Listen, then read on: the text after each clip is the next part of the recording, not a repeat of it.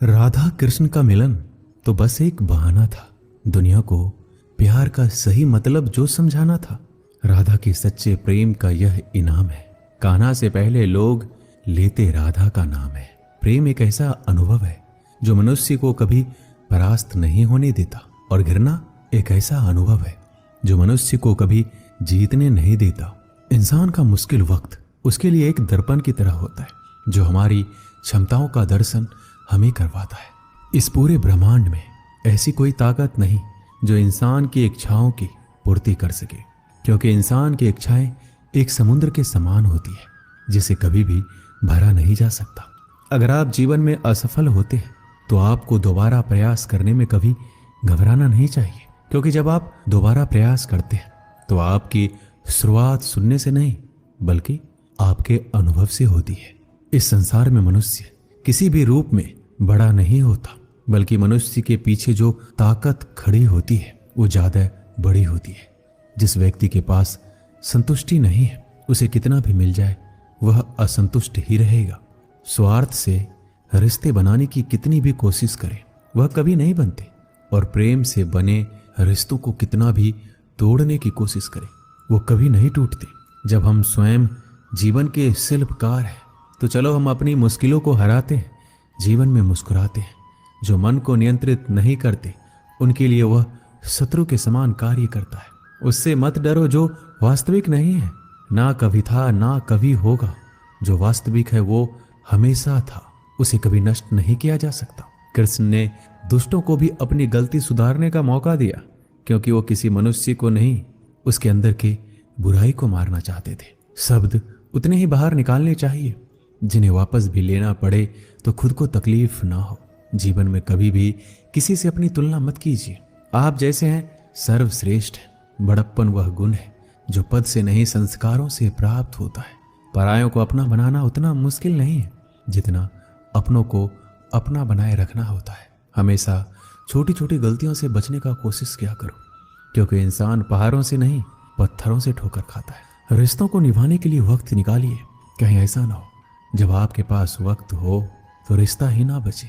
वक्त और अपेक्षा बदलते ही सबके असली चेहरे सामने आ जाते हैं, या फिर हम में कुछ कमी आ जाती है, या वो अभिनय अच्छा करने लगते हैं। जहां एक निराश मनुष्य किसी भी कार्य में उसका दुष्परिणाम खोज लेता है, वहीं जिज्ञासु और आशावादी मनुष्य हर मुश्किल कार्य में भी एक अवसर खोज लेता है। किसान की भी क्या मजबूरी है, यहाँ उसकी छत टपकती है फिर भी बरसात की दुआ भगवान से करता है। अध्यापक और जीवन में बस इतना ही अंतर है। अध्यापक उपदेश सिखाकर परीक्षा लेता है और जीवन परीक्षा लेकर उपदेश सिखाती है। घमंड में डूबे मनुष्य को ना तो स्वयं की चूक दिखाई देती है, ना ही दूसरों की कोई बात अच्छी लगती है। हमारे जीवन की सबसे बड़ा सौभाग्य आपको पता है क्या है? कि जब हम रूठ जाएं तो हमें मनाने वाला भी कोई होना चाहिए। पीड़ा जब होती है जब स्वयं को चोट लगती है, वरना दूसरों के तो सिर्फ रक्त ही नजर आते हैं, उनकी पीड़ा नहीं। संसार को समझने से पहले स्वयं को कठोर कर लो, नहीं तो ये संसार कुचल के रख देगा आपकी हिम्मत को। सुगंध से हमारे कपड़ों का महकना कोई बड़ी बात नहीं है। आनंद तो तब आएगा जब आपके आचरण से सुगंध आए। कथन तो मैं भी साधारण ही करता हूँ, बस समझने वाले इसे असाधारण बना देते हैं। सूरज कितना भी तेज हो क्या महासागर को सुखा सकता है? उसी तरह आशा का सागर एक असफलता से खाली नहीं हो सकता। किसी पर भी पक्का विश्वास नहीं करना चाहिए, क्योंकि नमक और शक्कर का रंग हमेशा एक जैसा ही होता है। इस दुनिया में अक्सर लोग किसी को याद करके भूल जाते, लेकिन उसका हिसाब लगाना कभी नहीं भूलते। किसी ने भगवान से पूछा कि तुम्हारे सबसे करीब कौन है? पता है भगवान ने क्या कहा? वो मनुष्य जिसके पास बदला लेने की शक्ति हो और फिर भी उसने किसी को माफ कर दिया। इस दुनिया में मैंने अपने काम से काम रखने वाले लोगों को भी देखा है। मैंने लोगों को बदलते नहीं बेनकाब होते भी देखा है। मुझे इस आकाश में ऊंचा उड़ना सीखना है, चाहे कितनी बार जमीन पर गिरना पड़े। अगर मेरे सपनों को पूरा करना है तो चाहे स्वयं से क्यों न लड़ना पड़े। दुनिया का सबसे कड़वा सच पता क्या है? खुशियां लाते लाते माँ बाप के चेहरे पे झुर्रियां उभर आती है। ना जाने भगवान मेरी ये कैसी परीक्षा लेता है। कठिनाइयां भी सख्त है और मुझे कभी असफल भी नहीं होने देता। हमारी जिंदगी का सबसे बड़ा इस्तेमाल इसे ऐसे किसी कार्य में लगाने में है जो इस जीवन के बाद भी दूसरों के लिए काम आता रहे। इस संसार में सभी लोगों का मृत्यु अटल है, पर वास्तव में सभी लोग अपना जीवन जीते ही नहीं। मनुष्य कहता है जीवन मिला है अपने तरीके से जीने के लिए, लेकिन वही मनुष्य सुबह होते ही किसी और के रास्ते से जीने चले जाता है। कठिनाइयों ने जो सबक मुझे सिखाया है, वो सबक एक एक शब्द मुझे हमेशा याद रहते हैं। अगर आप कामयाब नहीं हो रहे तो आपको जरूरत है अपने स्वभाव को बदलने की। हमारे जीवन में बुरे मनुष्य हमेशा अच्छा सबक सिखा कर जाते हैं। हमें हमारा रास्ता भी सही चुनना चाहिए, क्योंकि कभी हमारे इच्छित लक्ष्य रास्तों में ही मिल जाते हैं। सफल होने में आनंद तो तभी है जब सारी दुनिया आपको असफल करने पर जुटी हो। क्या आप जानते हैं, इस संसार में सच्चे मनुष्य को हमेशा झूठे मनुष्य से अक्सर ज्यादा सफाई देनी पड़ती है। जिंदगी में वक्त हर बुरे वक्त को जरूर बदल देता है, बस अच्छा वक्त आने के लिए थोड़ा समय चाहिए। गर्व ना करना कभी अपनी जिंदगी में। किस्मत हमेशा बदलती रहती है, आईना वही रहता है, बस उसमें आकृति बदलती रहती है। इस जिंदगी में हमेशा एक बात याद रखना, मित्रता और आशीर्वाद में बस अपना मन साफ रखना। मुझे मित्रता करनी है इस समय के साथ। मैंने देखा है ये अच्छे अच्छों को पूरा बदल देती है। हर कोई चिंतित है मेरे ज्यादा बोलने से, और मैं चिंतित हूं अपने अंदर के निशब्दता से। जब तक जीना ना सिखा देती ये जिंदगी, आपको मरने भी नहीं देगी। मेरी जिंदगी एक चक्रव्यूह है और मैं उसका अर्जुन। मेरा पूरा जीवन एक बड़ी कहानी है और उसमें ऐसे हजारों पन्ने हैं जो मैंने अभी तक नहीं पढ़े हैं। कुछ करने की शुरुआत जीवन में ख्वाब देखने से ही शुरू होती है और वो ख्वाब पूरा करने पर खत्म।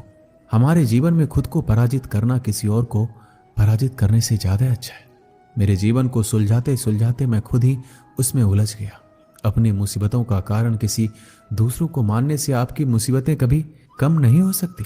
अगर आप खुद को जिंदा मनुष्य समझते हो तो हमेशा गलत का प्रतिकार करना सीखो, क्योंकि सागर के लहरों के साथ लाशें बहा करती है, कुशल तैराक नहीं। जीवन में सदा काम करते रहने की आदत ही आपको सफल इंसान बना सकती है। जीवन के कुछ अच्छे पल आप अपने और अपनों के साथ गुजार लीजिए। क्या पता आपको फिर ये पल मिले या ना मिले। सफलता पाने के लिए एक रात काफी नहीं, इसे पाने के लिए बहुत रातों को जागना पड़ता है। जीवन में होने वाली गलतियों का उद्देश्य आपको बिगाड़ना नहीं, सुधारना होता है। ये जीवन के मायने हमें असली संसार के अनुभव सिखलाती है। जब आपके जीवन के चारों ओर हताश और निराशा हो, जब दुखों ने आपको हर जगह से घेर रखा हो, तब आप सच्चे मन से कृष्ण जी के नाम का दीपक जलाना और अपना सब हाल श्री कृष्ण को सुना देना। श्री कृष्ण स्वयं आपके सारे दुख हरने आएंगे। मनुष्य अपने सच्चे हृदय से जो दान दे सकता है वह अपने हाथों से नहीं दे सकता, और मौन रहकर हम जो कह सकते हैं वह हम अपने शब्दों से नहीं कह सकते। श्री कृष्ण कभी भी हमारा हाल नहीं पूछते। श्री कृष्ण अपने सच्चे भक्तों पर हर घड़ी नजर रखते हैं। प्राचीन समय की बात है, एक राज्य में एक राजा राज करता था। उसका राज्य खुशहाल था, धन धान्य की कोई कमी नहीं थी। राजा और प्रजा खुशी खुशी अपना जीवन यापन कर रहे थे। एक वर्ष उस राज्य में भयंकर अकाल पड़ा। पानी की कमी से फसलें सूख गई। ऐसी स्थिति में किसान राजा को लगान नहीं दे पाया। लगान प्राप्त न होने के कारण राजस्व में कमी आ गई और राजकोष खाली होने लगा। यह देखकर राजा चिंता में पड़ गया। हर समय वह सोचता रहता कि राज्य का खर्च कैसे चलेगा। अकाल का समय निकल गया, स्थिति समान हो गई, किंतु राजा के मन में चिंता घर कर गई। हर समय उसके दिमाग में यही रहता कि राज्य में पुनः अकाल पड़ गया तो क्या होगा। इसके अतिरिक्त भी अन्य चिंताएं उसे घेरने लगी। पर उसी राज्य का भय, मंत्रियों का षड्यंत्र जैसी कई चिंताओं ने उसकी भूख प्यास और रातों की नींद छीन ली थी। वह अपने इस हालत से परेशान था, किंतु जब भी वह राजमहल के माली को देखता तो आश्चर्य में पड़ जाता। दिन भर मेहनत करने के बाद वह रूखी सूखी रोटी ही खाता और पेड़ के नीचे मजे से सोता। कई बार राजा को उससे जलन होने लगती। एक दिन उसके दरबार में एक सिद्ध साधु पधारे। राजा ने अपनी समस्या साधु को बताई और उसे दूर करने का सुझाव मांगा। साधु राजा की समस्या अच्छी तरह से समझ गए थे। वो बोले, राजन, तुम्हारी चिंता की जड़ राजपाट है। अपना राजपाट पुत्र को देकर चिंता मुक्त हो जाओ। इस पर राजा बोला, गुरुवर, मेरा पुत्र मात्र 5 वर्ष का है, वह अबोध बालक राजपाट कैसे संभालेगा। साधु बोले, तो फिर ऐसा करो, अपनी चिंता का भार तुम मुझे सौंप दो। राजा तैयार हो गया और अपनी राजपाट साधु को सौंप दिया। इसके बाद साधु ने पूछा, अब तुम क्या करोगे। राजा बोला, सोचता हूं कि अब कोई व्यवसाय कर लो, लेकिन उसके लिए धन की व्यवस्था कैसे करोगे। अब तो राजपाट मेरा है, राजकोष के धन पर भी मेरा अधिकार है। राजा ने उत्तर दिया, तो मैं कोई नौकरी कर लूंगा। तब साधु ने कहा, ये ठीक है, लेकिन यदि तुम्हें नौकरी ही करनी है तो कहीं और जाने की आवश्यकता नहीं है, यही नौकरी कर लो। मैं तो साधु हूं, मैं अपनी कुटिया में रहूंगा, राजमहल में ही रहकर मेरी ओर से तुम ये राजपाट संभालना। राजा ने साधु की बात मान ली और साधु की नौकरी करते हुए राजपाट संभालने लगा। साधु अपनी कुटिया में चले गए। कुछ दिन बाद साधु पुनः राजमहल आए और राजा से पूछा, कहो राजन, अब तुम्हें भूख लगती है या नहीं? तुम्हारी नींद का क्या हाल है? राजा ने कहा, गुरुवर, अब तो मैं खूब खाता हूं और गहरी नींद सोता हूं। पहले भी मैं राजपाट का कार्य करता था, अब भी करता हूं। राजा ने अपनी स्थिति बताते हुए प्रश्न भी पूछ लिया, फिर ये परिवर्तन कैसे? ये मेरी समझ के बाहर है। साधु मुस्कुराते हुए बोले, राजन, पहले तुमने काम को बोझ बना लिया था और उस बोझ को हर समय अपने मानस पटल पर ढोया करते थे, किंतु राजपाट मुझे सौंपने के उपरांत तुम समस्त कार्य अपना कर्तव्य समझकर करते हो, इसलिए चिंता मुक्त हो। इस कहानी से हमें क्या सीख मिलती है? जीवन में जो भी कार्य कीजिए अपना कर्तव्य समझकर कीजिए, ना कि बोझ समझकर। यही चिंता से दूर रहने का मात्र एक तरीका है।